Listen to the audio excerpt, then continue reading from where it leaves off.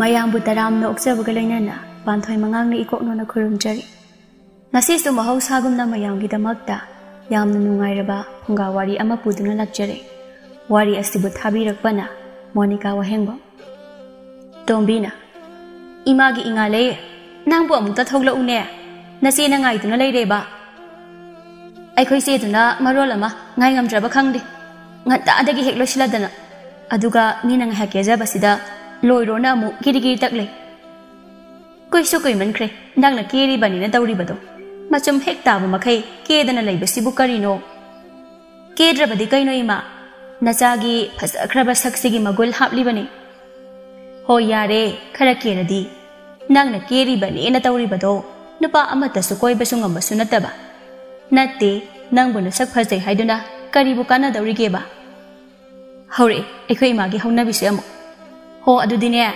ꯅꯨꯄꯥꯅ ꯀꯣꯏꯒꯦ ꯍꯥꯏꯔꯛꯇꯕꯒꯤ ꯅꯠꯇꯤꯌꯦ ꯑꯩꯅ ꯑꯄꯥꯝꯕ ꯅꯨꯄꯥ ꯌꯥꯎꯗꯕꯒꯤ ꯀꯣꯏꯕꯤꯗꯕ ꯌꯥꯔꯣꯏꯌꯦ ꯅꯪꯗꯤ ꯅꯨꯄꯥ ꯈꯨꯗꯤꯡꯒꯤ ꯑꯗꯨꯅꯦꯒ ꯑꯗꯥꯅꯦꯒ ꯑꯐ ꯐꯠꯇ ꯇꯥꯛꯂꯤꯉꯩꯗ ꯑꯗꯨꯒꯅꯦ ꯀꯣꯟꯅꯊꯪꯗ ꯀꯣꯏꯖꯣꯝꯕ ꯑꯃꯅꯦ ꯊꯨꯡꯗꯧꯔꯤꯕꯅꯤ ꯅꯪ ꯑꯁ ꯌꯥꯔꯦ ꯏꯃꯥ ꯍꯌꯦꯡ ꯊꯨꯡꯉꯀꯥꯟꯗ ꯈꯪꯉꯅꯤ ꯏꯆꯦ ꯆꯠꯂꯁꯤ ꯂꯥꯛꯑꯣ ꯅꯪꯅ ꯃꯔꯣꯜ ꯑꯃ ꯅꯪꯉꯔꯣꯏꯗꯕꯒ ꯆꯞ ꯍꯦꯛ ꯃꯥꯟꯅꯩ ꯅꯕꯣꯛꯇꯣ ꯏꯃꯥꯅ ꯅꯥꯒꯅꯨ ꯍꯥꯏꯔꯛꯏ ꯍꯥꯏꯅꯁꯨꯅꯦ ꯇꯝꯃꯨꯀꯣ ꯑꯗꯨꯒꯅꯦ ꯅꯈꯣꯏ ꯑꯅꯤꯁꯨ ꯌꯥꯝꯅ ꯊꯦꯡꯅ ꯍꯜꯂꯛꯀꯅꯨꯀꯣ ꯂꯝꯕꯤꯁꯦ ꯌꯥꯝꯅ ꯁꯥꯡꯉꯤ ꯍꯣꯏ ꯏꯃꯥ ꯑꯗꯨꯒ ꯅꯈꯣꯏ ꯃꯥꯃꯒ ꯅꯅꯦꯒꯗꯨꯁꯨ ꯏꯃꯥꯅꯅꯦ ꯁꯥꯅꯤꯡꯕ ꯋꯥꯔꯤ ꯈꯔ ꯂꯩ ꯃꯈꯣꯏ ꯑꯅꯤꯅ ꯁꯪꯕ ꯃꯇꯝꯗ ꯑꯩꯈꯣꯏꯗ ꯑꯃꯨꯛꯇ ꯀꯣꯏꯊꯣꯔꯛꯎ ꯍꯥꯏꯅ ꯍꯥꯏꯔꯝꯃꯨ ꯑꯗꯨꯅ ꯂꯣꯏꯔꯕꯣ ꯏꯃꯥ ꯂꯣꯏꯔꯦ ꯏꯃꯥ ꯍꯪꯆꯤꯠꯄꯤꯒꯦ ꯑꯗꯨꯒ ꯅꯤꯡꯊꯤꯅ ꯆꯠꯃꯤꯟꯅꯧꯀꯣ ꯀꯕꯣꯛ ꯂꯩꯅ ꯍꯣꯏ ꯕꯩꯃꯥ ꯑꯩꯈꯣꯏꯕꯨ ꯑꯉꯥꯡ ꯃꯆꯥꯗꯧꯅ ꯂꯝꯕꯤꯗ ꯀꯩꯕꯨ ꯇꯧꯗꯣꯏꯅꯣ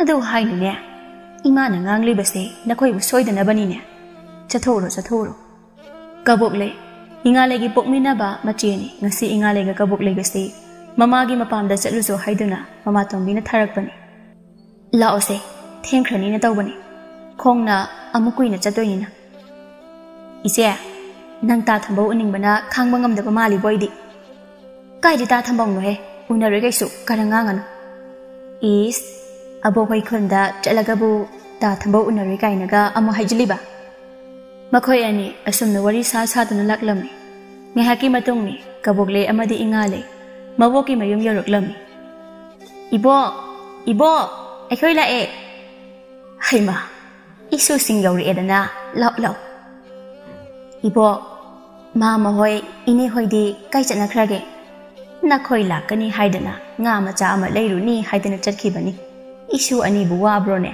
ꯍꯥ ꯏꯉꯥꯂꯩꯅ ꯑꯁ ꯋꯥꯗꯦꯗ ꯏꯕꯣꯛ ꯋꯥꯔꯤ ꯁꯥꯅ ꯂꯥꯛꯄꯗ ꯌꯧꯈꯤꯕꯒ ꯈꯪꯍꯧꯕꯖꯥꯠ ꯅꯠꯇꯦ ꯑꯗꯣ ꯏꯕꯣꯛ ꯁꯦ ꯁꯤꯅ ꯏꯃꯥꯅꯅꯦ ꯏꯕꯣꯛꯀꯤꯅꯤ ꯍꯥꯏꯗꯨꯅ ꯑꯆꯥ ꯑꯊꯛ ꯍꯩꯔꯥ ꯈꯔ ꯍꯥꯄꯛꯄꯅꯦ ꯍꯣꯔꯦꯟ ꯆꯥꯅꯕ ꯊꯝꯖꯤꯜꯂꯨꯀꯣ ꯍꯥ ꯏꯆꯥ ꯅꯨꯄꯤꯅ ꯃꯃꯥ ꯑꯩꯒꯤꯅꯤ ꯍꯥꯏꯗꯨꯅ ꯑꯆꯥ ꯑꯊꯛꯀ ꯍꯥꯄꯛꯏꯕ ꯀꯗꯥꯏ ꯄꯤꯔꯛꯎꯁꯤꯗ ꯏꯆꯥꯅ ꯄꯤꯔꯛꯄꯗꯣ ꯑꯃꯠꯇ ꯑꯗꯨꯝ ꯆꯥꯅꯤꯡꯕ ꯈꯜꯂꯒ ꯆꯥꯒꯦ ꯀꯕꯣꯛ ꯂꯩꯅ ꯆꯥꯎꯑꯣ ꯑꯕꯣꯛ ꯏꯃꯥꯅ ꯉꯔꯥꯡ ꯀꯩꯊꯦꯜ ꯀꯥꯗꯨꯅ ꯏꯕꯣꯛꯅ ꯄꯥꯝꯖꯕ ꯉꯥꯛꯇ ꯈꯟꯗꯨꯅ ꯂꯩꯔꯨꯕꯅꯤ ꯅꯈꯣꯏ ꯑꯅꯤꯅ ꯂꯥꯛꯄꯁꯤꯗ ꯅꯃꯥꯗꯨꯁꯨ ꯌꯥꯎꯖꯔꯛꯂꯝꯂꯕꯗꯤꯅꯦ ꯍꯦꯛ ꯐꯒꯗꯕ ꯀꯨꯏꯔꯦꯗ ꯃꯥꯁꯨ ꯃꯄꯥꯝꯗꯒ ꯂꯥꯛꯈꯤꯗꯕ ꯏꯃꯥꯁꯨ ꯂꯥꯛꯅꯤꯡꯕꯅꯤ ꯑꯗꯨꯗ ꯌꯨꯝꯗ ꯃꯤ ꯑꯃꯠꯇ ꯂꯩꯍꯧꯗ꯭ꯔꯕꯗꯤ ꯅꯨꯡꯉꯥꯏꯔꯔꯣꯏ ꯍꯥꯏꯗꯅ ꯏꯉꯥꯂꯩ ꯑꯩꯈꯣꯏ ꯑꯅꯤꯈꯛ ꯑꯣꯏꯅ ꯂꯥꯛꯑꯕ ꯅꯈꯣꯏ ꯑꯅꯤꯁꯨꯅꯤꯅꯦ ꯈꯔ ꯇꯣꯏꯅ ꯑꯕꯣꯛꯀꯤ ꯅꯥꯛꯇ ꯂꯥꯛꯎꯅꯦ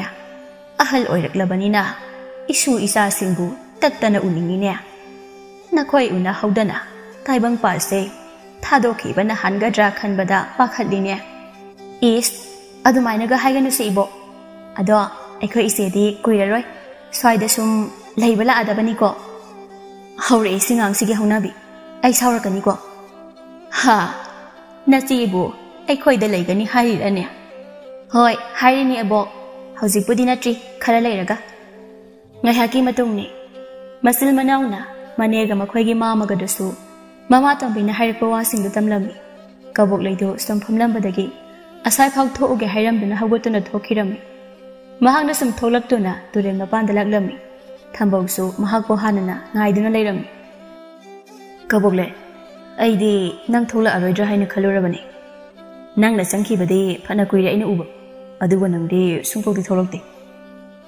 ꯇꯥ ꯊꯝꯕꯧ ꯑꯩꯗꯣ ꯑꯩꯈꯣꯏ ꯏꯕꯣꯛ ꯍꯣꯏꯒ ꯋꯥꯔꯤ ꯑꯗꯨꯝ ꯇꯧ ꯂꯩꯗꯅ ꯊꯣꯛꯂꯛꯄꯗꯣ ꯅꯥꯇꯩ ꯆꯥꯗ꯭ꯔꯕ ꯑꯗꯨꯅꯅꯤ ꯐꯔꯦꯁꯦ ꯑꯗꯣ ꯏꯉꯥꯂꯩ ꯅꯈꯣꯏ ꯑꯅꯤꯕꯨ ꯑꯍꯤꯡ ꯂꯦꯛꯀꯗꯣꯏꯔꯣ ꯅꯠꯇ꯭ꯔꯒ ꯍꯟꯒꯗꯣꯏꯔꯣ ꯍꯟꯒꯅꯤꯌꯦ ꯆꯥꯛ ꯆꯥꯔꯒ ꯅꯨꯃꯤꯗꯥꯡ ꯋꯥꯏꯔꯝ ꯑꯣꯏꯅ ꯍꯜꯂꯒꯦ ꯇꯧꯕꯅꯤ ꯑꯗꯨꯗꯤ ꯍꯣꯔꯦꯟ ꯍꯟꯕꯗ ꯑꯩꯅ ꯊꯤꯜꯂꯒꯦꯀꯣ ꯌꯥꯔꯅꯤꯗ ꯑꯩꯈꯣꯏ ꯏꯉꯥꯂꯩ ꯑꯩꯈꯣꯏ ꯑꯅꯤꯅꯤ ꯏꯊꯟꯇꯁꯨ ꯅꯠꯇꯕꯅꯤꯅ ꯌꯥꯕꯒ ꯌꯥꯔꯣꯏ ꯊꯤꯟꯗꯧꯔꯤꯕꯅꯤ ꯏꯇꯥꯎ ꯀꯦꯁꯣꯒ ꯑꯩꯈꯣꯏ ꯑꯅꯤꯅ ꯊꯤꯜꯂꯒꯦ ꯇꯥ ꯀꯦꯁꯣꯗꯣ ꯑꯗꯨꯅ ꯍꯣꯔꯦꯟ ꯑꯃꯨꯛ ꯑꯩꯈꯣꯏ ꯏꯉꯥꯂꯩꯒ ꯈꯠꯅꯗꯧꯁꯤꯅ ꯃꯈꯣꯏ ꯑꯅꯤꯅ ꯈꯠꯅꯕꯗꯨꯅ ꯐꯔꯤꯅꯤ ꯃꯕꯥꯅꯤꯒꯤ ꯈꯠꯅꯕ ꯇꯥꯕꯗ ꯋꯥꯕꯒ ꯈꯪꯍꯧꯗꯕꯗꯣ ꯅꯨꯡꯉꯥꯏꯅꯤ ꯅꯪꯗꯤ ꯑꯩꯗꯤ ꯀꯣꯛꯀ ꯆꯤꯛꯏ ꯆꯞ ꯍꯦꯛ ꯃꯥꯟꯅꯩ ꯃꯈꯣꯏ ꯑꯅꯤ ꯑꯃꯅ ꯍꯦꯟꯗꯦ ꯑꯃꯅ ꯇꯥꯗꯦ ꯑꯗꯨꯅꯤ ꯑꯗꯨꯗꯤ ꯃꯈꯣꯏ ꯑꯅꯤꯁꯦ ꯊꯨꯡꯅꯍꯜꯂꯁꯤꯔꯣ ꯍꯥ ꯅꯪꯒꯤꯁꯨ ꯍꯌꯦꯡ ꯅꯆꯤꯟ ꯅꯅꯥꯎ ꯅꯛꯅꯅ ꯂꯩꯕꯒꯤ ꯅꯨꯡꯉꯥꯏꯖꯕ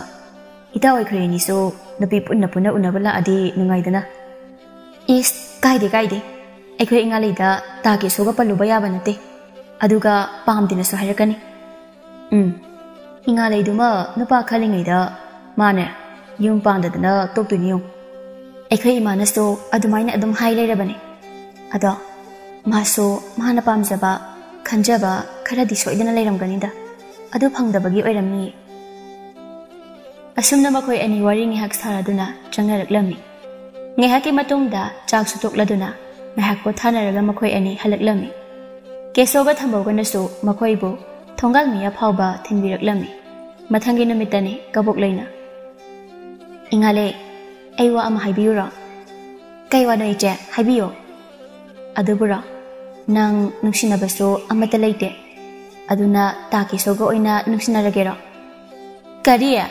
ꯀꯦꯁꯣꯕ ꯃꯕꯨꯛꯀ ꯇꯍꯤ ꯇꯍꯤ ꯀꯪꯕ ꯃꯨꯊꯤꯗꯣ ꯑꯩꯒ ꯀꯣꯏꯅꯗꯣꯏꯕ ꯌꯥꯝ ꯅꯣꯛꯅꯤꯡꯉꯦ ꯍꯣꯏ ꯏꯕꯦꯝꯃ ꯊꯤꯖꯕꯒꯤ ꯋꯥꯅꯤ ꯇꯥ ꯊꯝꯕꯧꯅ ꯍꯥꯏꯕꯗ ꯃꯈꯣꯏꯒꯤ ꯏꯃꯨꯡꯗꯣ ꯁꯦꯜꯒ ꯌꯥꯝ ꯄꯥꯏ ꯍꯥꯏ ꯑꯗꯨꯗꯁꯨ ꯅꯠꯇꯦ ꯍꯌꯦꯡ ꯑꯩꯈꯣꯏ ꯑꯅꯤ ꯈꯨꯜ ꯑꯃꯠꯇꯗ ꯄꯨꯟꯅ ꯂꯩꯃꯤꯟꯅꯔꯕꯗꯤ ꯅꯨꯡꯉꯥꯏꯔꯣꯏꯗ꯭ꯔꯣ ꯇꯜꯂꯤ ꯏꯆꯦ ꯑꯩꯅꯦ ꯑꯗꯨꯒꯤ ꯅꯨꯄꯥꯗꯣ ꯄꯥꯝꯗꯦ ꯑꯁ ꯌꯥꯝ ꯍꯩꯅꯗꯦꯕ ꯃꯥꯏ ꯃꯁꯛꯇꯣ ꯑꯗꯨꯒ ꯏꯁ ꯅꯨꯄꯥꯅꯤ ꯀꯥꯏꯅꯒ ꯃꯆꯤꯟꯅ ꯃꯔꯣꯜ ꯑꯃ ꯀꯜꯂꯤꯕ ꯐꯨꯠꯅꯤꯡꯕꯅ ꯑꯗꯨꯗꯤ ꯁꯨꯝ ꯅꯪꯉꯣꯟꯗ ꯅꯨꯡꯁꯤꯗꯅ ꯂꯛꯅꯕꯩ ꯑꯣꯏꯔꯝꯅꯤꯍꯦ ꯃꯤ ꯑꯁꯦꯡꯕꯗꯗꯤ ꯌꯥꯝ ꯂꯦꯝꯃꯦ ꯍꯥꯏꯕꯅꯤ ꯑꯗꯨ ꯑꯣꯏꯔꯁꯨ ꯄꯥꯝꯗꯦ ꯄꯥꯝꯃꯣꯏ ꯅꯪꯗꯤ ꯈꯜꯂꯤꯉꯩꯗ ꯐꯪꯗꯗꯅꯅꯦ ꯑꯗꯨꯝ ꯇꯣꯛꯑꯗꯧꯅꯤ ꯅꯪ ꯍꯧꯖꯤꯛ ꯆꯍꯤ ꯀꯌꯥ ꯁꯨꯔꯒꯦꯗꯣ ꯑꯗꯨꯝ ꯈꯜꯂꯣ ꯏꯆꯦ ꯂꯩꯔꯤꯁꯤꯗꯤ ꯏꯆꯦ ꯂꯩꯔꯤꯈꯩ ꯑꯩꯗꯤ ꯑꯉꯥꯡꯅꯤ ꯅꯪꯗꯤ ꯑꯗꯨꯗ ꯍꯥꯏꯖꯔ ꯂꯩꯔꯣ ꯏꯆꯦ ꯑꯩ ꯏꯃꯥꯟꯅꯕꯤꯁꯤꯡꯒ ꯁꯤꯡꯖꯨ ꯆꯥꯁꯦ ꯍꯥꯏꯌꯦ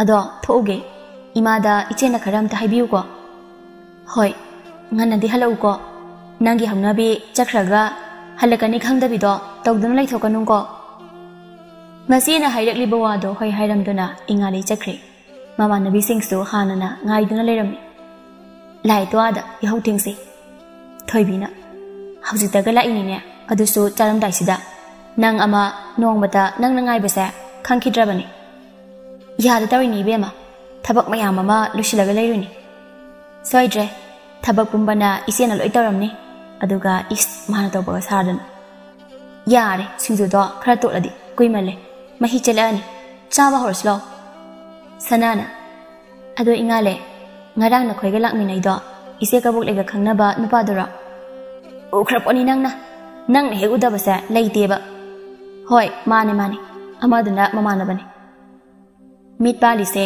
ꯎꯅꯕꯅꯤ ꯏꯕꯦꯝꯃ ꯑꯗꯣ ꯑꯁ ꯃꯃꯥꯟꯅꯕꯗꯨꯒꯤ ꯔꯥꯁꯤ ꯈꯨꯂꯩꯗꯣ ꯑꯩ ꯉꯥꯎꯔꯦ ꯍꯥꯏꯕ ꯃꯨꯁꯤꯠ ꯃꯨꯕ ꯃꯕꯨꯛꯀ ꯀꯪꯕ ꯅꯨꯄꯥꯗꯨꯗ ꯉꯥꯎꯔꯤꯕ ꯅꯪꯅ ꯅꯣꯛꯅꯤꯡꯉꯦ ꯌꯥꯝꯅ ꯑꯗꯨꯕꯨ ꯔꯥꯁꯤ ꯂꯩ ꯀꯥꯏꯅꯒ ꯀꯥꯏ ꯖꯒꯥꯗꯕꯨ ꯂꯩꯔꯤꯕ ꯔꯥꯁꯤꯅꯣ ꯏꯁ ꯅꯨꯄꯥ ꯍꯥꯏꯁꯤꯗꯤꯅꯦ ꯈꯔ ꯃꯨꯔꯒ ꯃꯒꯨꯟ ꯂꯩꯕꯅꯤ ꯅꯪꯅ ꯀꯩ ꯈꯪꯗꯅ ꯃꯃꯥꯏꯗꯨꯗ ꯔꯥꯁꯤ ꯃꯆꯥ ꯑꯃ ꯅꯞꯂꯤꯗꯣ ꯎꯗ꯭ꯔꯣ ꯃꯗꯨꯒꯤ ꯅꯨꯄꯥꯗꯨꯗꯤꯅꯦ ꯃꯨꯔꯒ ꯊꯤꯕꯅꯤ ꯃꯨꯊꯤꯅꯤ ꯅꯪꯅ ꯐꯖꯕ ꯃꯤꯕꯨ ꯀꯅꯥ ꯂꯩꯒꯦ ꯅꯃꯤꯠꯇꯨꯗ ꯃꯤ ꯑꯃꯠꯇ ꯐꯖꯅ ꯎꯗꯕꯒꯤ ꯍꯧꯖꯤꯛ ꯐꯥꯎꯕ ꯅꯨꯄꯥ ꯑꯃꯠꯇ ꯀꯣꯏꯕ ꯐꯪꯗ꯭ꯔꯤꯗꯣ ꯍꯣꯏ ꯏꯕꯦꯝꯃ ꯑꯩꯅ ꯉꯥꯏꯔꯤꯕ ꯃꯈꯜꯒꯤ ꯅꯨꯄꯥꯁꯤꯁꯨ ꯅꯣꯡꯃꯗꯤ ꯁꯣꯏꯗꯅ ꯂꯥꯛꯈꯤꯅꯤꯌꯦ ꯑꯗꯣ ꯅꯪ ꯀꯦꯁꯣꯗꯣ ꯄꯥꯝꯃꯤꯔꯕ ꯅꯪꯅ ꯄꯥꯝꯃꯗꯤꯅꯦ ꯑꯩꯈꯣꯏ ꯏꯆꯦꯗ ꯍꯥꯏꯕꯤꯒꯦ ꯃꯗꯨ ꯅꯨꯄꯥꯗꯨꯁꯨꯅꯦ ꯅꯨꯄꯤ ꯐꯪꯗꯗꯅ ꯌꯥꯝ ꯋꯥꯔꯕꯖꯥꯠꯅꯤꯗ ꯁꯦꯜꯒꯗꯤ ꯌꯥꯝ ꯄꯥꯏ ꯍꯥꯏꯕꯅꯤꯀꯣ Thoibina. Yare se, miki watu osi. Nangso maning lekai ki ta samuna habiyu haina. Ekhoi unabaga amata yadrabani. Kari, samu haiba maklap tilaga mayang nang sangba nupado nang hekoyo adudi. Adu nupado di nang hekoyo haisini. Aingonda haira adi nahaana koirani. Nangonda hairakpagini aina nangonda oina haise. Taning de. Aduk yamna phibam chadaba nupado bu. Aiga kamai lemina doino noi somda khalune. Malana. Phibam chadabai mi kharan niyamba dubu. Aduso ekhoi dum hena wangi dudi bema. Nangama nawapet maliko. Sanana. Adune. Nupa haisidi ekhoi buluna nuksi ina tawbigadaba thidau natra. Nangi sina karama makhangi nupa no pamni sibo. Aina pamba nupa dine. Masak matau phajaba. Wang chawba. Chung phiral chaba. Pukchel sengba. Ina khunba. Nupida chagat tawdaba. Aduguma makhangi nupa adune aina pamni si. Sanana. Yam nokninge aidi nang seibema. Mi khudingmak loina soidabu oyu haidudi kaidi phangdoino. Nangna pami ba nupada su phangoi ko. Siguma nupa phangdragana ai yumpala roidabani. Malana. Ingale wathi nganglanu. Nang ta samuda pamdragana aikhoi khungi thoibada aduda yabigrodana. Pamde heba noibo thoiba kaina. Mamainina hangoi bora bimanbada su pamjadre. Sanana. Nupi nang hendi hemaliko. Nangi nawa kupe tudiba nupa amata phangaroi. Noi phangaba natra yare. Aduna idi noi na hairiba mayamda amata pamjadre. Thoibina. Pamjare nang. Hayengwai phangdrakanda aikhoida amata piyu kaina kadi hairakanue. Malana. Yare wari lepase chabada amu mayosilase. Nganglingida chanabasa amata sadreba. Ingalena. Singzunina morokso amata sadi. Kharaga hapsin siba. Thoibina. Tu asihe. Horelamo maning chenaba soiro. Sidagi hena saradi. Sanana. Ingale. Adonang ise kabuk leida ngasagi wada haiba kaungi ko. Kainu ngasagi wa haibo. Oh, khange. Mi mandaba nupadugi wada natra. Haibige soidana. Malana. Ibema nangso nupa phangdabagi wadi warabazanine. Ingalena. Aidana tene phangdrise sanasuni ko. Aduga nakhoi mayam sena aingondada panghaida hai. Sanana. Aidi nupana hairakdabagi phangdabani. Ado haujikti phangdauredana. Aduga nangina nawapetba adugini ngangido. Thoibina. Chamdoine sanana haribo wase. Asum nang hak pullaba matong makhoisu chaba loiraduna. Mayum da halaknarami. Ingalaisu halakami kabok lega mamaga wari saduna phamlami. Tombina. Sini ibema nupa yaudaba imong hairibase. Tabak ama tawbadane on thokna sunungai khidraba. Kabok leina. Ima nang so dadi hainuda. Nupana tawba thabak oigira, nupina tawba thabak oigira. Aikhoina loi tawrisidi. Imana hairi se tawdi haiba natine. Pangal khetnabanina matam changba khene. Nakhoi so adumna thabak akanba thabak subado yamna wajaidana adugi haibanine. Wade ima aduna kaisu henjina khanjinbiyo haideko. Aikhoina adum ngamnaba tawjage. Adudi nakhoina nayum pankragana kamdauba. Adukandana nayanupada kok hekda holaga loredana. Imagi kabukle. Nangsu iyum panba yaba chahi matang yorine. Yung kay panaba tawrasine. Nanaw nupisina karam tawdoribano khangdi. Adune ima. Aina adum haibani suga hek yaba kauba leite. Karam haina ngangna doino khangdi. Piklingaidagi hauna adum mari chakri tawduna leirabani.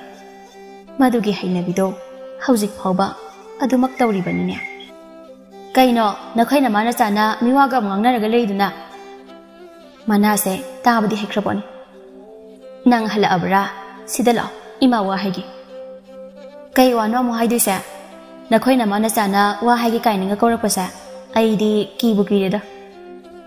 Imagi ingale. Aina ngarang kaithelda thoubada. Nangbu mamau oizage haina haira ine. Kanana haira ibadude.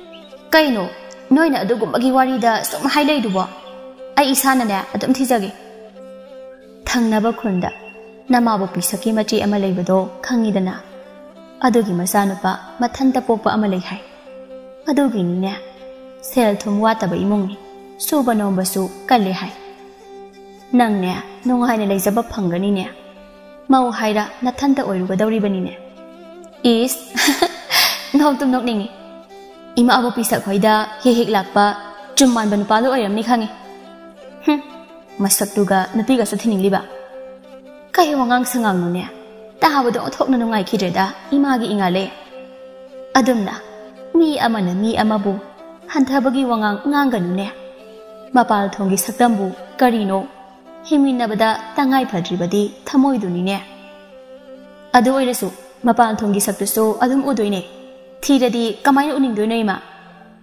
ꯍꯩꯃꯥ ꯃꯗꯨꯗꯤ ꯅꯨꯡꯁꯤꯕꯅ ꯈꯪꯂꯕ꯭ꯔꯥ ꯅꯪꯅꯕꯨꯅꯦ ꯊꯃꯣꯏ ꯁꯦꯡꯅ ꯅꯨꯡꯁꯤꯔꯕ ꯃꯤꯁꯛ ꯑꯗꯣ ꯅꯪꯒꯤ ꯅꯐꯝꯗ ꯃꯉꯣꯟꯗꯒꯤ ꯍꯦꯟꯕ ꯑꯃꯨꯛ ꯂꯩꯔꯔꯣꯏꯗꯕꯅꯤꯀꯣ ꯑꯁ ꯑꯩꯗꯤꯅꯦ ꯃꯁꯛ ꯊꯤꯕ ꯅꯨꯄꯥꯗꯒ ꯅꯨꯡꯁꯤꯕꯒꯅꯦ ꯑꯃꯠꯇ ꯄꯣꯛꯎ ꯌꯥꯗꯦꯗ ꯌꯥꯏ ꯇꯣꯛꯑꯁꯤꯁꯦ ꯏꯃꯥ ꯉꯥꯡꯅꯔꯁꯨ ꯀꯩꯁꯨ ꯀꯥꯟꯅꯔꯔꯣꯏ ꯉꯥꯡꯅꯗꯕꯅ ꯐꯔꯅꯤ ꯃꯥꯅ ꯊꯣꯛꯄ ꯑꯗꯨꯝ ꯈꯟꯖꯔꯁꯅꯦꯕ ꯍꯣꯏꯅꯦ ꯑꯗꯨꯕꯨꯗꯤ ꯀꯩꯁꯨ ꯀꯥꯏꯗꯦꯅꯦ ꯑꯗꯨꯗ ꯏꯃꯥꯅ ꯄꯥꯈꯠꯂꯤꯕꯗꯤ ꯆꯍꯤꯁꯦ ꯌꯧꯁꯤꯜꯂꯛꯑꯕꯅꯤꯅ ꯈꯪꯅ ꯆꯥꯟꯅꯕ ꯑꯃ ꯊꯝꯍꯧꯗ꯭ꯔꯕꯗꯤ ꯍꯌꯦꯡ ꯄꯥꯟꯒꯤ ꯈꯜꯂꯛꯄꯗ ꯄꯥꯟꯕ ꯑꯃꯨꯛ ꯐꯪꯂꯣꯏꯗꯧꯔꯤꯕꯅꯤꯅꯦ ꯑꯗꯨꯒꯤ ꯏꯃꯥꯅ ꯍꯥꯏꯔꯤꯕꯅꯤ ꯍꯥꯏꯕꯗꯣ ꯌꯥꯗ꯭ꯔꯕꯅꯤꯅ ꯃꯥꯅ ꯐꯩ ꯈꯟꯕꯗꯣ ꯇꯧꯖꯔꯁꯅꯤ ꯅꯨꯄꯥ ꯀꯌꯥꯝꯗꯤ ꯌꯥꯝꯃꯦ ꯃꯥꯅ ꯑꯁꯨꯝꯅ ꯉꯥꯡꯗꯨꯅ ꯇꯣꯛꯂꯤꯕꯁꯦ ꯑꯐꯕ ꯑꯉꯥꯡ ꯉꯥꯛꯇꯅꯤ ꯃꯁꯛ ꯐꯖꯩ ꯈꯟꯗꯨꯅ ꯑꯃ ꯄꯨꯁꯤꯜꯂꯛꯀꯅꯤ ꯋꯥꯡ ꯆꯥꯎꯗꯤ ꯑꯃꯨꯛ ꯍꯥꯏꯅꯤ ꯋꯥꯡ ꯆꯥꯎꯕ ꯑꯃꯨꯛ ꯈꯟꯅꯤ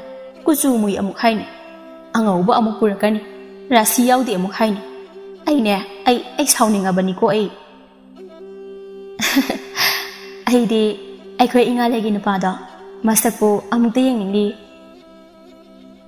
ꯁꯣꯝꯗꯅꯤ ꯊꯧꯕꯒꯤ ꯌꯨꯝꯗꯅꯤ ꯊꯧꯕꯒꯤ ꯃꯄꯥ ꯄꯨꯛꯆꯥꯎꯒ ꯊꯧꯕꯒꯗꯣ ꯂꯧꯕꯨꯛꯇꯒꯤ ꯀꯥꯔꯛꯂꯝꯃꯤ ꯑꯁ ꯁꯥꯒ꯭ꯔꯦꯗ ꯅꯨꯡꯁꯥꯁꯤꯗꯤ ꯑꯁꯨꯛ ꯁꯥꯕꯁꯤꯕꯨ ꯍꯧꯅꯔꯤꯕ꯭ꯔꯥ ꯍꯥꯏꯋꯥꯅꯤ ꯈꯅꯥꯎꯒꯁꯦ ꯈꯔ ꯍꯦꯛ ꯀꯪꯕꯖꯥꯠꯅꯤꯍꯦ ꯕꯥꯕꯥ ꯑꯩꯅ ꯉꯁꯥꯏꯅ ꯂꯥꯛꯀꯅꯨ ꯍꯥꯏꯕ ꯅꯠꯇ꯭ꯔꯣ ꯑꯩ ꯏꯊꯟꯇ ꯑꯗꯨꯝ ꯇꯧꯔꯁꯨ ꯌꯥꯕꯁꯤꯗ ꯍꯦꯛꯇ ꯂꯥꯛꯄ ꯋꯥꯅꯕ ꯊꯕꯛ ꯍꯣꯏ ꯅꯪꯅ ꯊꯟꯇ ꯁꯥꯒ꯭ꯔꯕ ꯅꯨꯡꯁꯥꯁꯤꯗ ꯁꯨꯕꯗꯣ ꯄꯥꯕꯅ ꯅꯨꯡꯉꯥꯏꯇꯕꯒꯤ ꯂꯥꯛꯏꯕꯅꯤꯅꯦ ꯑꯗꯨꯕꯨꯕ ꯄꯥꯕ ꯑꯍꯜ ꯑꯣꯏꯁꯤꯜꯂꯛꯑꯕꯅꯤꯅ ꯊꯕꯛ ꯑꯋꯥꯕ ꯁꯨꯕꯗꯣ ꯌꯥꯔꯤꯈꯩꯗꯤ ꯌꯥꯎꯕꯤꯔꯛꯑꯅꯨ ꯑꯩ ꯑꯗꯨꯝ ꯇꯧꯖꯒꯦ ꯑꯩꯅ ꯉꯝꯗ꯭ꯔꯒ ꯈꯨꯂꯪ ꯑꯃꯀꯣ ꯅꯦꯛꯑꯒ ꯂꯣꯏꯔꯦꯗꯅ ꯍꯦꯔ ꯑꯩꯕꯣ ꯑꯇꯩ ꯍꯥꯏꯕꯅꯤ ꯑꯩꯕꯨ ꯑꯍꯜ ꯑꯣꯏꯔꯦ ꯀꯥꯏꯅ ꯍꯥꯏꯕꯗꯨꯗꯤ ꯍꯥꯏꯅꯨꯗ ꯏꯁꯥꯁꯦ ꯌꯥꯝ ꯅꯍꯥꯅꯤ ꯈꯜꯂꯤꯕꯅꯤꯅꯦ ꯍꯣꯏ ꯄꯥꯕꯕꯨꯗꯤ ꯌꯥꯝꯅ ꯅꯍꯥ ꯑꯣꯏꯔꯤꯗ ꯑꯗꯣ ꯄꯥꯕ ꯆꯥꯛ ꯂꯥꯝꯗ꯭ꯔꯣ ꯑꯩꯗꯤ ꯂꯥꯝꯕꯅ ꯂꯣꯏꯔꯦ ꯑꯩꯈꯣꯏ ꯏꯃꯥꯗꯨꯕꯨ ꯆꯥꯛꯀ ꯂꯣꯏꯔꯕ ꯖꯥꯠꯂꯅꯦ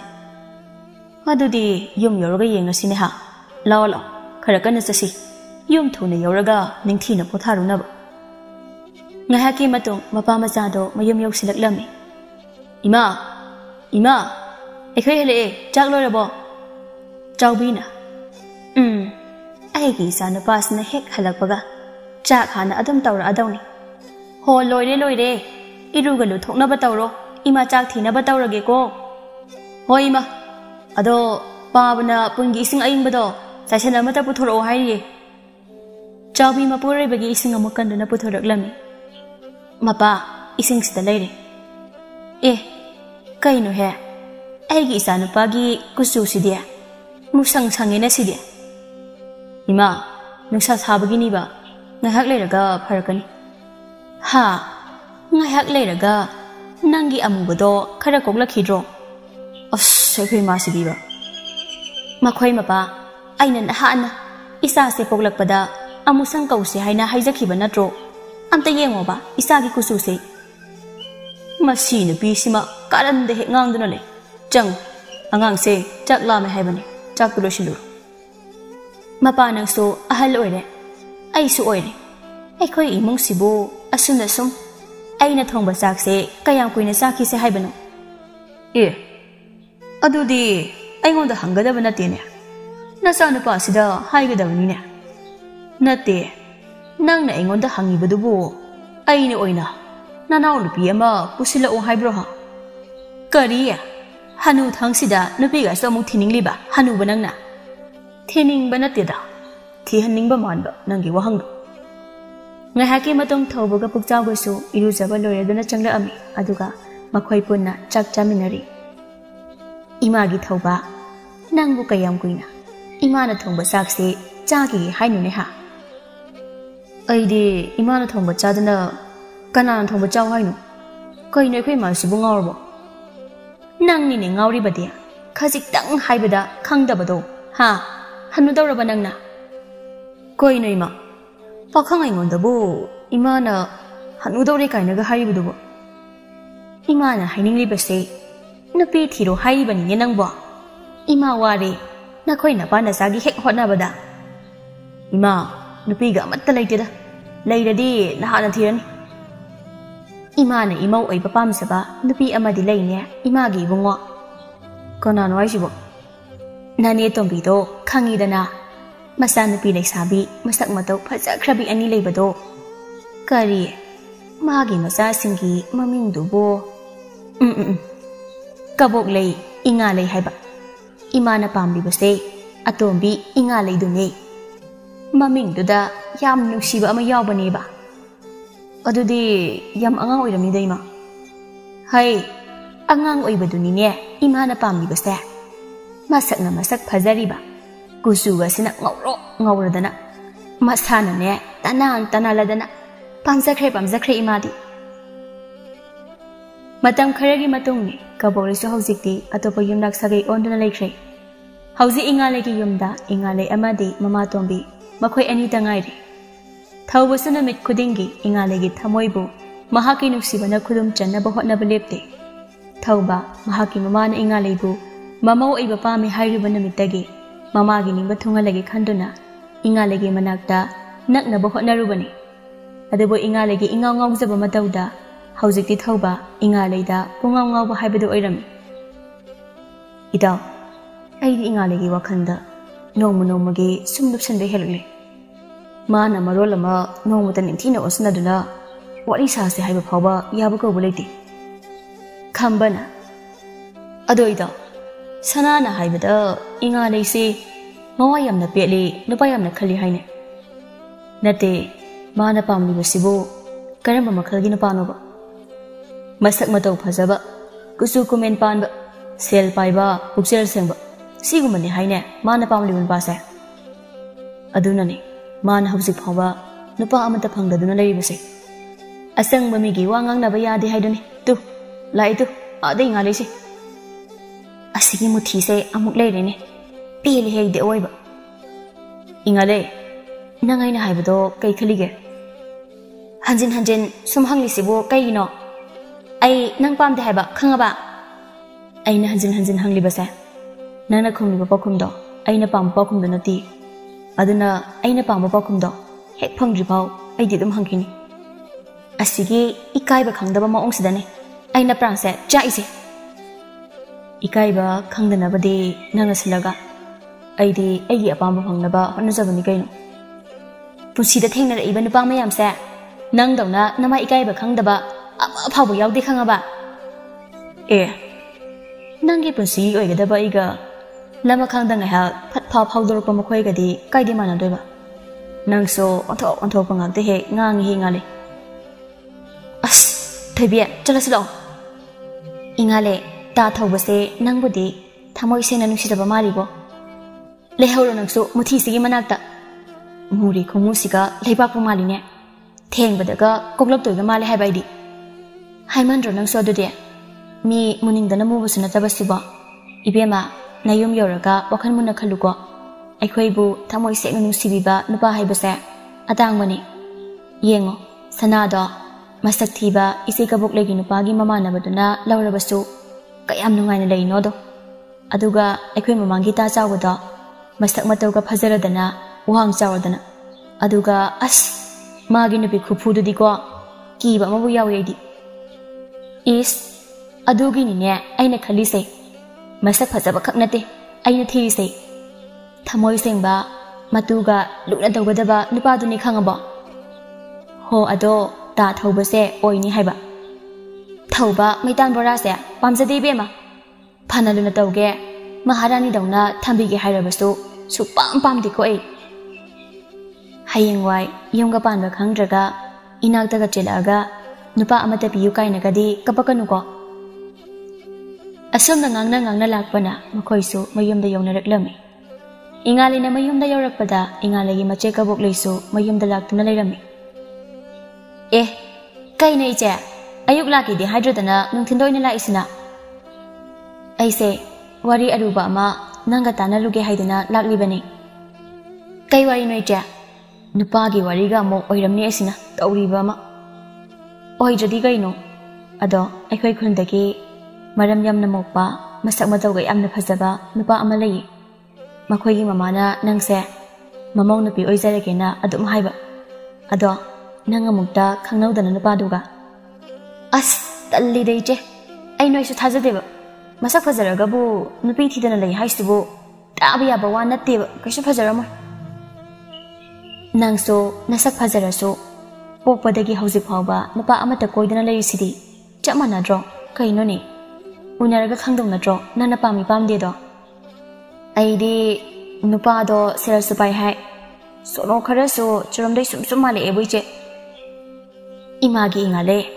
ꯁꯨꯝ ꯂꯩꯊꯣꯛꯇꯅ ꯉꯥꯡꯗꯅ ꯂꯩꯔꯅꯨꯀꯣ ꯇꯥꯅꯤꯡꯉꯛꯇ꯭ꯔꯦ ꯏꯃꯥ ꯅꯨꯄꯥꯗꯨꯁꯨ ꯅꯪꯒꯨꯝꯕ ꯑꯎꯕ ꯈꯨꯗꯤꯡ ꯄꯥꯝꯗꯕ ꯑꯣꯏꯔꯝꯃꯅꯤ ꯑꯩꯗꯤ ꯁꯤ ꯑꯉꯥꯡꯁꯤꯒꯤ ꯃꯑꯣꯡꯁꯤꯗ ꯍꯥꯏꯕ ꯇꯜꯂꯕꯅꯦꯕ ꯃꯈꯣꯏ ꯃꯃꯥꯗꯨꯅ ꯇꯛꯄꯗ ꯑꯩ ꯌꯨꯝꯗꯒ ꯂꯩꯐꯝ ꯆꯥꯐꯝ ꯑꯃꯠꯇ ꯈꯪꯗ꯭ꯔꯕ ꯅꯨꯡꯇꯤꯒꯤ ꯂꯥꯛ ꯂꯩꯔꯕ ꯑꯗꯨꯅꯅꯦ ꯃꯥꯅ ꯇꯜꯂꯒ ꯍꯦꯛꯇ ꯌꯥꯔꯗ꯭ꯔꯣ ꯆꯍꯤ ꯀꯌꯥꯗꯤ ꯁꯨꯖꯤꯜꯂꯛꯑꯦ ꯃꯥ ꯍꯧꯖꯤꯛ ꯑꯁꯨꯝꯅ ꯁꯨꯝ ꯑꯉꯥꯡ ꯃꯆꯥꯗꯧꯅ ꯂꯩꯕ ꯌꯥꯕ ꯅꯠꯇꯦꯅꯦ ꯑꯩꯈꯣꯏ ꯏꯃꯥꯒ ꯏꯆꯦꯒ ꯑꯩꯒꯤ ꯏꯃꯥꯟꯅꯕꯤꯁꯤꯡꯒꯅ ꯑꯩ ꯍꯦꯛ ꯄꯥꯟꯅꯕꯗ ꯑꯋꯥꯕ ꯑꯃꯅꯤ ꯑꯣꯏꯖꯔꯝꯗꯣꯏꯁꯦ ꯅꯪ ꯅꯨꯡꯁꯤꯕꯒꯤꯅꯤꯅꯦ ꯋꯥꯕꯤꯔꯤꯕꯁꯦ ꯑꯩꯈꯣꯏ ꯃꯌꯥꯝꯅ ꯋꯥꯕꯤꯔꯦ ꯈꯟꯕꯒꯤ ꯅꯪ ꯁꯨꯝ ꯅꯋꯥ ꯄꯦꯄ ꯍꯦꯟꯖꯤꯜꯂꯤꯕ꯭ꯔꯥ ꯀꯩꯅꯣꯝ ꯇꯧꯔꯕꯅꯤ ꯑꯗꯣ ꯅꯪ ꯑꯃꯨꯛꯇꯪꯗꯤ ꯎꯅꯔꯒ ꯌꯦꯡꯉꯣꯕ ꯀꯩ ꯅꯨꯃꯤꯠꯇ ꯎꯅꯧ ꯍꯥꯏꯅꯣ ꯏꯆꯦ ꯑꯩꯅ ꯄꯥꯝꯗꯕ ꯃꯤ ꯃꯑꯣꯡꯗꯣ ꯈꯪꯉꯤꯗꯅ ꯑꯗꯨꯒ ꯑꯣꯏꯔꯝꯃꯗꯤ ꯑꯩꯗꯤ ꯇꯜꯂꯤꯀꯣ ꯍꯣ ꯑꯗꯣ ꯎꯅꯔꯒ ꯈꯪꯉꯤꯗꯅ ꯁꯨꯃꯥꯏ ꯇꯧꯔꯣ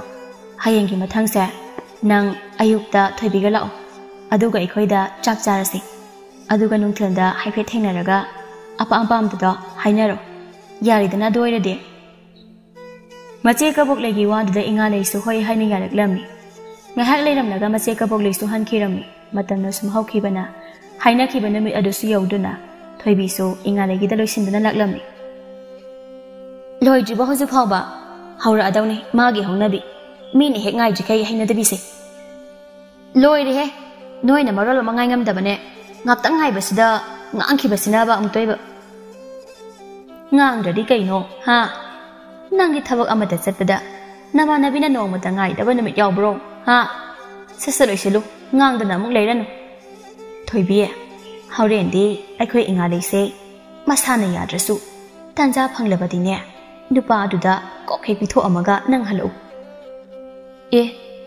ꯀꯩꯅꯣ ꯍꯥꯏꯁꯤꯕꯣ ꯃꯁꯥꯅ ꯌꯥꯗ꯭ꯔꯗꯤ ꯊꯝꯃꯝꯕ ꯀꯤꯖꯩꯀꯣ ꯑꯩꯗꯤ ꯅꯪꯒꯤ ꯅꯆꯥꯅꯨꯄꯤꯁꯤꯒꯤ ꯃꯤꯍꯨꯟꯗꯨꯒ ꯍꯜꯂꯛꯑꯒ ꯑꯩ ꯑꯃꯨꯛ ꯍꯥꯠꯀꯦ ꯍꯥꯏꯗꯅ ꯀꯩꯅꯣ ꯃꯤꯋꯥꯒ ꯑꯃꯨꯛ ꯉꯥꯡꯅꯔꯤꯗꯨꯅ ꯊꯣꯏꯕꯤ ꯅꯪꯉꯣꯟꯗ ꯑꯩꯈꯣꯏ ꯏꯃꯥꯅ ꯀꯩ ꯑꯃꯨꯛ ꯍꯥꯏꯅꯣ ꯅꯅꯥ ꯁꯤꯡꯈ꯭ꯔꯕꯣꯅꯤ ꯀꯩꯝ ꯍꯥꯏꯗꯦ ꯌꯥꯔꯦ ꯌꯥꯝ ꯐꯖꯔꯦ ꯆꯠꯂꯁꯤ ꯂꯥꯛꯑꯣ ꯉꯥꯏꯕꯗ ꯁꯤꯗꯧꯔꯦ ꯀꯩꯅꯣ ꯈꯪꯗꯦ ꯑꯁꯨꯛ ꯇꯞꯄꯁꯤꯕꯨ ꯀꯩꯅꯣ ꯈꯔ ꯀꯦꯗꯅ ꯆꯠꯄ ꯌꯥꯕ꯭ꯔꯣ ꯀꯦꯔꯨꯏꯅꯦ ꯑꯩꯁꯨ ꯑꯗꯨꯛ ꯌꯥꯝ ꯀꯦꯕ ꯄꯥꯝꯕ ꯅꯪꯗꯤ ꯊꯕꯛ ꯆꯠꯀꯅꯤ ꯍꯥꯏꯔꯗꯤ ꯉꯟꯅ ꯍꯧꯒꯠꯂꯒ ꯀꯦꯌꯨ ꯌꯥꯗ꯭ꯔꯣ ꯍꯣꯏ ꯏꯕꯦꯝꯃ ꯁꯤ ꯐꯥꯎꯗꯅꯦ ꯑꯍꯤꯡꯗꯒꯤꯅꯤ ꯍꯧꯒꯠꯂꯒ ꯀꯦꯔꯤꯁꯦ ꯂꯥꯛꯑꯣ ꯆꯠꯂꯁꯦ ꯏꯃꯥ ꯑꯩꯈꯣꯏ ꯊꯣꯛꯑꯦꯀꯣ ꯍꯩ ꯅꯤꯡꯊꯤꯅ ꯆꯠꯂꯨꯀꯣ ꯑꯗꯨꯒꯅꯤ ꯍꯟꯗꯛꯇꯤ ꯅꯋꯥ ꯄꯦꯠꯂꯅꯨꯀꯣ ꯊꯣꯏꯕꯤ ꯑꯃꯗꯤ ꯏꯉꯥꯂꯩ ꯃꯆꯦ ꯀꯕꯣꯛꯂꯩꯒꯤ ꯃꯌꯨꯝ ꯌꯧꯔꯕ ꯃꯇꯨꯡꯗ ꯆꯥꯛ ꯏꯁꯤꯡ ꯆꯥꯕ ꯇꯣꯛꯂꯒ ꯊꯣꯏꯕꯤꯒ ꯏꯉꯥꯂꯩꯒꯗꯣ ꯃꯆꯦꯅ ꯁꯤꯜꯂꯛꯂꯤꯕ ꯅꯨꯄꯥ ꯑꯗꯣ ꯎꯅꯕ ꯊꯣꯛꯂꯛꯂꯝꯃꯤ ꯏꯉꯥꯂꯩ ꯑꯥꯗ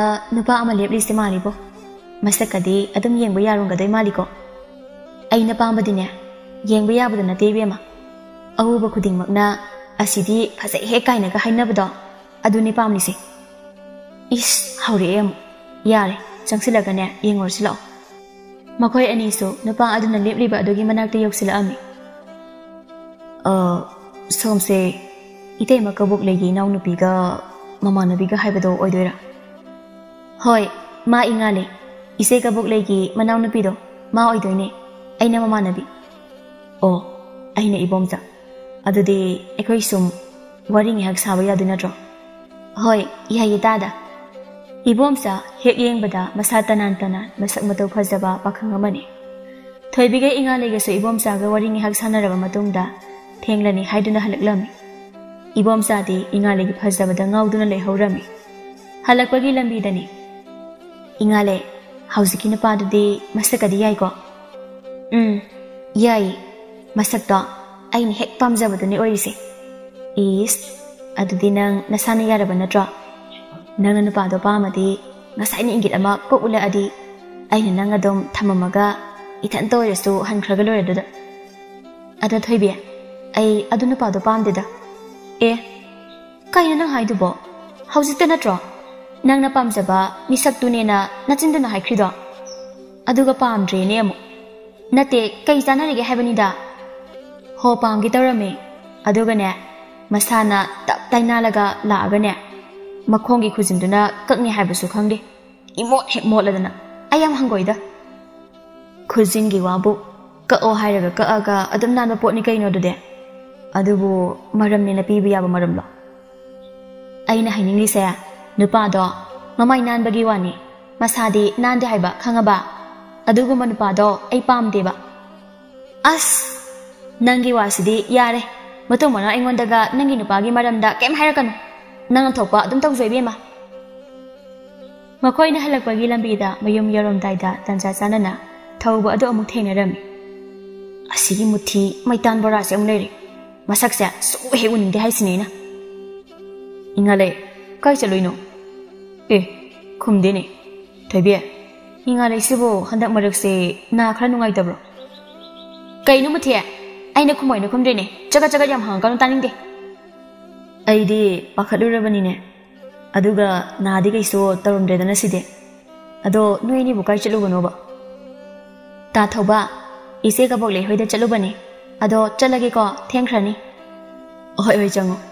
Ado ingale ai nangi pakhumdo ngairibani ko. Nay napa de khumalo adu pakhumduna. Kaino khangde nuksidabana. Sumain haidi pharamani ne. Kaino ingale mimonda dumaina ngangli dupo. Nang sidiba ngawrba kainum tawre. Talli he yam naidi. Masakse nuksidaba. Mina hena de khangna sum chagat.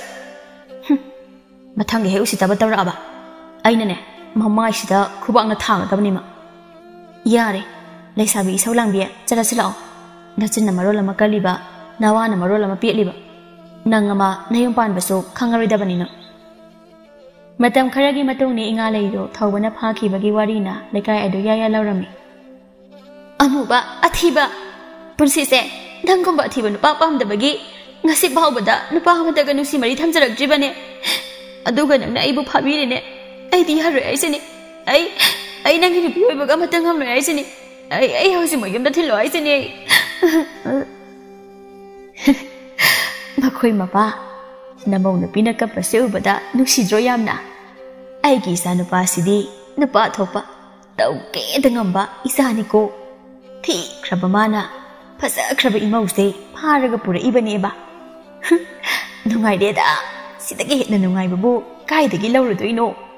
Hai mama yening de ne sida tholo lawnge. Phaglang du napaga mina wari sabataraga leibadubo. Launi sida. Ingale adumaina kapakanu ko. Nusiba sum heleba. Karigi nusiba henba ha sakhiba. Ai hamda thelu law haisani. Ai thelu law. Phare law thilage. Hauji ahi nungangdoba kitang ngai rakansida. Hayengmina ingale do. Thawbada lainina cheluraga thawbana pamdrena thindore ene ya lawjarasanem. La hogolo. Ha chumini muthi sina hai basiso hauji thin basu yaroi nangna phaninge phaba thininge thin behek te yabro ha ai sibu phagiro imha ai ga mai tau doino muthi maitan bora sibu kamai na igina pa oi doino asumna namit khara haukhirami ingale so khanbe yaba khallaba matungda mama na so macha ingale bu ningthina wari kya sabiduna themlami Upai rite ingale so thawbaga adumak lohonglami. Aise ꯀꯌꯥꯗ ꯄꯪꯂꯨꯔꯤꯕꯅꯣ? ꯏꯇꯥ ꯊꯣꯏꯕꯤ, ꯏꯃꯥ, ꯏꯆꯦꯅ ꯍꯥꯏꯕꯗꯣ ꯀꯌꯥꯗ ꯆꯨꯝꯂꯤꯕ? ꯁꯛꯅ ꯆꯥꯕ ꯌꯥꯕ ꯅꯠꯇꯦ ꯍꯥꯏꯕꯗꯣ ꯍꯧꯖꯤꯛꯇꯤ ꯃꯨꯊꯤꯁꯤꯅ ꯑꯩꯕꯨ ꯀꯌꯥꯗ ꯂꯨꯅ ꯅꯨꯡꯁꯤꯅ ꯇꯧꯕꯤꯔꯤꯕ? ꯆꯥꯅꯤꯡꯕꯗ ꯄꯤꯖꯩ, ꯑꯄꯥꯝꯕꯗ ꯁꯦꯠꯍꯜꯂꯤ. ꯏꯃꯥꯅ ꯍꯥꯏꯕꯗꯣ ꯆꯨꯝꯂꯦ. ꯅꯨꯡꯁꯤꯕ ꯃꯥꯅ ꯄꯨꯝꯅꯃꯛꯇꯒꯤ ꯈ꯭ꯋꯥꯏꯗꯒꯤ ꯍꯦꯜꯂꯦ ꯍꯥꯏꯈꯤꯕꯗꯣ ꯍꯧꯖꯤꯛꯇꯤ ꯃꯨꯊꯤ ꯃꯩꯇꯥꯟ ꯕꯣꯔꯥꯁꯤꯗꯒꯤ ꯍꯦꯟꯕ ꯑꯃꯠꯇ ꯂꯩꯔꯝꯗ꯭ꯔꯦ. ꯃꯨꯔꯁꯨ ꯔꯥꯁꯤꯅ ꯃꯇꯨꯝ ꯃꯇꯨꯝꯅꯤ ꯂꯩꯔꯝꯃꯤꯁꯦ. ꯑꯁꯨꯝꯅ ꯃꯋꯥ ꯌꯥꯝꯅ ꯄꯦꯠꯄ ꯏꯉꯥꯂꯩꯗꯣ ꯍꯧꯖꯤꯛꯇꯤ ꯃꯥꯅ ꯈ꯭ꯋꯥꯏꯗꯒꯤ ꯄꯥꯝꯖꯗꯕ ꯅꯨꯄꯥ ꯑꯃꯗ ꯋꯥꯏꯊꯨꯡꯅꯗꯨꯅ ꯂꯩꯔꯝꯃꯤ. ꯃꯔꯥꯏꯕꯛ ꯐꯕꯅ ꯅꯨꯡꯉꯥꯏ ꯌꯥꯏꯐꯅ ꯅꯨꯡꯁꯤꯅꯅ ꯄꯥꯟꯈꯤꯔꯝꯃꯤ.